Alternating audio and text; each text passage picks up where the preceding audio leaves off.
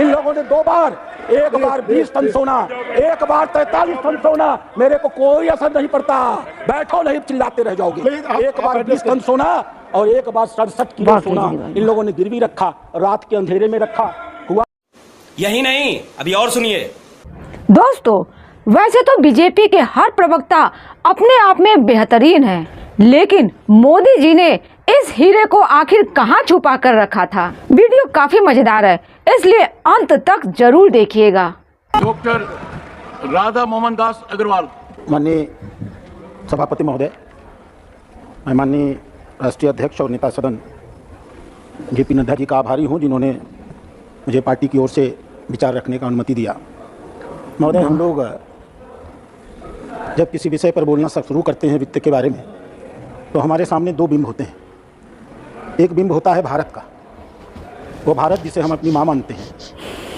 हमारे शास्त्र जिसके बारे में कहते हैं माता भूमि पुत्रो हम प्रतिव्यामा। हजारों साल पहले जिसके बारे में लिखा गया, उत्तरम यत् समुद्रस्य हिमाद्रस्तैव दक्षिणम वर्षम तद भारतम नाम भारतीय यत् संतति। समुद्र के उत्तर में और हिमालय के दक्षिण में ये जो देश है इसे भारत कहते हैं, और हम भारत के पुत्र हैं, भारत के बच्चे हैं, और इसलिए भारतीय कहे जाते हैं। दूसरा बिंब होता है हमारे प्रधानमंत्री का। 26 मई 2014 को जब उन्होंने पहली बार शपथ लिया, और हम गर्व के साथ कह सकते हैं दुनिया की अकेली शख्सियत स्वर्गीय नेहरू जी के पास भी इन्होंने तीसरी बार शपथ लेने का काम लगातार सफलता के साथ किया।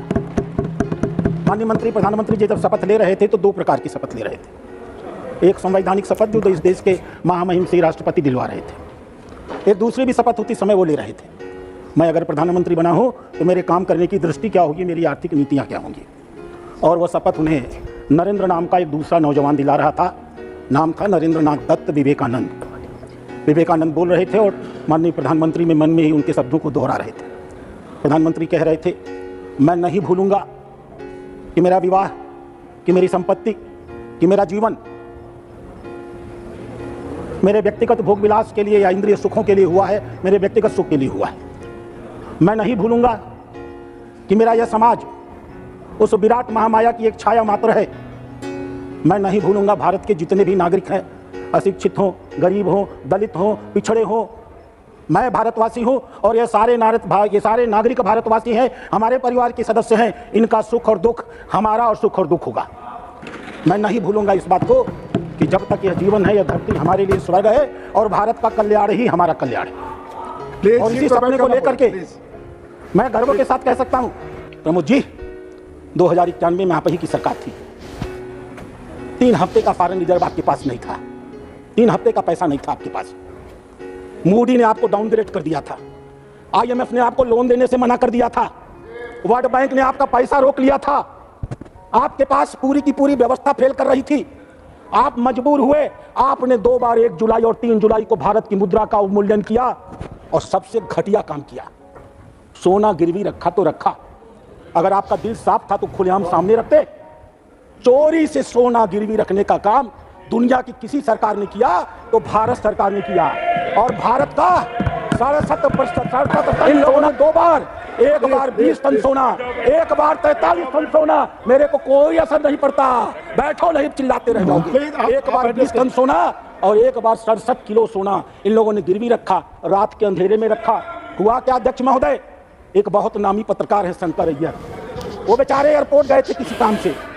उन्होंने देखा कि एक ट्रक का पहिया फट गया तो वो देखने पहुंचे, पता चला कि उसके अंदर सोना भरा हुआ है। और तब जाकर के दूसरे दिन खबर छपी कि भारत ने अपने 142 करोड़ नागरिक जिनकी चर्चा कर रहे हैं ना, उनसे छिपा करके भारत का सोना गिरवी रख दिया। और हम गर्व के साथ कह सकते हैं हमारे पास एक प्रधानमंत्री है, चुनाव की गहमा गहमी में छिप गया। 31 मई 2024 को हमारे मोदी जी के नेतृत्व में इस देश ने अपना 100 किलो टन सोना भारत में वापस मंगवाया है और भारत के खजानों में रखा गया है। दूसरा आर्थिक आंकड़ा निकलता है जिससे ये निकाला करते थे। इन्हें भी 7 साल वित्त मंत्री रहे हैं, हालांकि ये टुकड़े टुकड़े में रहे हैं ना। हमारी वित्त मंत्री तो लगातार हैं, एक कंटिन्यूटी है। ये बेचारे आते भगा दिए जाते थे, आते थे भगा दिए जाते थे, रह करके रहते थे, इसलिए अस्थायी तो नहीं आ पाता था इनका। हमारी वित्त मंत्री का अस्थायी तो है 7 साल का। इनके कार्यकाल में CAD करंट अकाउंट डेफिसिट 4.5% था। हम गर्व के साथ कह सकते हैं हमारी वित्त मंत्री ने कल बजट प्रस्तुत किया और हमारा CAD 4.5% से घट करके 0.7% पर आ गया है। एक और आंकड़ा ये लोग निकलवाते हैं अध्यक्ष महोदय, वित्त मंत्री है ना, ये भूल गए होंगे, याद करा देना जरूरी है, याद करा देना जरूरी है इनको अध्यक्ष महोदय। ये वाला याद करा। हाँ, अपने जमाने का सब याद रहता था, लंबे लंबे। ये लोग एक्चुअली अध्यक्ष महोदय जब अंग्रेजी में बोलते हैं ना, तो हम अपने उत्तर भारत के लोग थोड़ा दबदब से जाते हैं। जरा हिंदी में सुन ले और हिंदी में जवाब दे देंगे। आरबीआई ने कैलकुलेशन किया, हम तो डेली उनके ना भाई, मनोज झा के, उनके देवेक पड़ी करंट सिचुएशन इंडेक्स, भारत का करंट सिचुएशन इंडेक्स जो रोजगार के आधार पर बनता है, आर्थिक परिस्थितियों के आधार पर बनता है, मूल्य के आधार पर बनता है, आय के आधार पर बनता है और नागरिक के खर्च करने की क्षमता के आधार पर बनता है। 100 के मुकाबले इसका मूल्य है 97.1। और एक साल बाद भारत की आर्थिक व्यवस्था कैसी होगी, इन विशेषज्ञों के मन में आज से आने वाले एक साल के बाद भारत आर्थिक रूप से कैसा मजबूत होगा, उसके लिए वो लोग निकालते हैं फ्यूचर एक्सपेक्टेशन इंडेक्स। और अध्यक्ष महोदय 100 के इंडेक्स में भारत का मूल्य 124.7% है। ये गरीबी की बात कर रहे थे अध्यक्ष महोदय, ये वर्ल्ड बैंक के ज़माने में गुलामी करते थे ना, उसी के इशारे पे नाचा करते थे ना। ये पर कैपिटा इनकम से गरीबी देखते हैं। भारत के प्रधानमंत्री ने तय किया, गरीबी से उठे थे ना वो, उन्हें मालूम था गरीबों की आय अगर थोड़ी सी बढ़ा दी जाए तो भी आर्थिक सुविधाओं तक उसकी पहुंच नहीं होती, सामाजिक सुविधाओं तक उसकी पहुंच नहीं होती, शैक्षणिक सुविधाओं तक उसकी पहुंच नहीं होती। उसकी जेब में पैसा होता है लेकिन विभिन्न सामाजिक पूर्वाग्रहों के नाते इन सुविधाओं को वो खरीद नहीं पाता। इसलिए आपने गौर किया होगा, माननीय प्रधानमंत्री ने गरीबों के अमीर बनने का इंतजार नहीं किया, उनकी जेब में पैसा आएगा तब वो ये सुविधा पाएंगे, इसका इंतजार नहीं किया। 4 करोड़ मकान बना के दे दिए, निःशुल्क दे दिया, घरों में शौचालय दे दिया, निःशुल्क दे दिया, घर में फ्री बिजली दे दिया, निःशुल्क दे दिया, इलाज का इलाज करा दिया, निःशुल्क दे दिया, गैस दे दिया, निःशुल्क दे दिया। और फिर आय बढ़ा करके 80,000 से बढ़ा करके 86,000 से बढ़ा करके अध्यक्ष महोदय 2,12,000 कर दिया। मैं समाप्त कर रहा हूँ।